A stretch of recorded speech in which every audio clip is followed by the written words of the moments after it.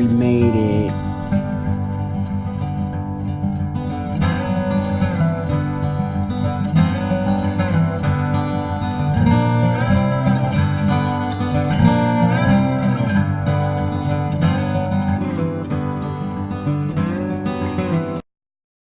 For the past 6 months, I've been given the opportunity to share with you, my listeners, some awesome places that I've had the opportunity to visit. I've been able to dive into these outdoor spaces in the Southwest and even in Central Florida. My goal for starting this podcast was to inspire my listeners to go out and experience what these natural spaces have to offer.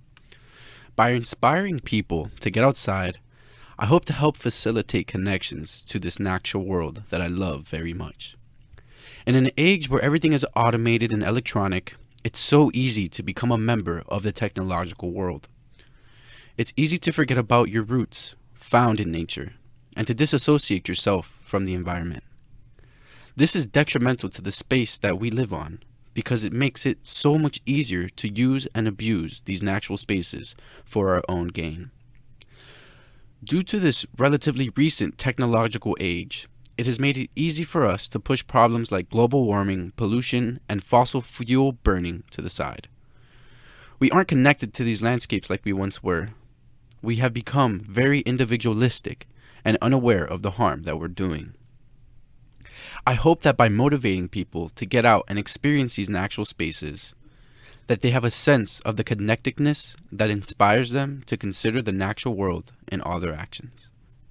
We have been lied to as a society in movies and TV shows that it's humans versus nature. For example, there are countless survival shows on TV, one of which is very popular, Man vs. Wild.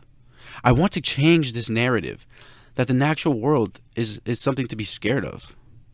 Of course, there are precautions to take to ensure that you aren't constantly in harm's way. But I hope to show people that these landscapes that surround us have something to say, and that we're not in a back and forth struggle with this landscape, but to form true, honest connections, symbiotic relationships with this natural world. I was given the opportunity to take a whole semester diving into the culture, environment, and policies that encompass the Colorado Plateau. More specifically, the Grand Canyon. I had multi-day excursions on the Colorado River and amazing hikes under the rim and in the canyon. After time spent surrounded by the walls of this magnificent landscape, I started to feel that the landscape had something to tell me. I started to read this landscape as a text and truly learn from it. I learned more from these experiences than any textbook could have ever taught me. I felt connected to a place, as if I was called to be there. I read all about the Grand Canyon before even going there. I learned that this land was stripped from the natives by our government. I learned that the rivers were dammed up to the point where the Colorado River does not even reach the ocean. I learned that oil drills ruined aquifers, and that capitalism became the focus on the rim of the Grand Canyon in recent years. But all that learning and reading from a book was nothing but words to me. It was not until I stepped into the canyon and spent time in silence and meditation between its walls that I actually felt the hurt and destruction that we've done to it. I remember feeling the pain of loss from the ecosystem that we forever changed due to our westernized ideas that these natural spaces belong to us for our gain. I remember going to the Glen Canyon Dam and seeing the walls seeping water because this massive flowing river was being held back. The water seeping out of the sandstone around the dam walls felt as if the canyon was bleeding. I felt that this landscape was not made of abiotic rocks and dirt like we're taught in science class, but that it was a living being that was being hurt by our hand.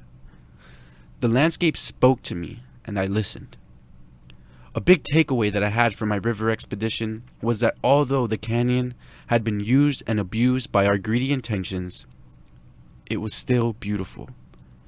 I remember the saying that this canyon is beautifully broken. It was resilient to our destructive behavior, but I felt responsible to start reversing what we've done. I've had a kind of relatively rough set of years since I turned 18. I've been heartbroken and mistreated by people who I thought cared for me. I couldn't help but identify with this broken landscape and to gain perspective. That I too am beautifully broken, and that just like the canyon, I must stay resilient. Now that I'm 2,000 miles away, on the other side of the country, I feel as if I've left a piece of myself in that canyon. The sense of connectedness with the landscape is beautiful and enriching. The goal I have for this podcast is to encourage you to find your connection. Go out and experience it for yourself. The outdoors are not a place to fear or abuse, but a place to learn about your inner self. The landscapes around us have had so much to say, but we just need to take the time to listen. If we decide to stay in our technological bubbles that we've created, then we will continue to abuse this land until they are far too gone to rehabilitate. There will be no connections to be made because we would have ruined these places beyond repair. I encourage you to search for this connection. It is far more valuable than any salary you're working towards or any job that you're studying for. I want you to go out and experience it for yourself. Have a great day.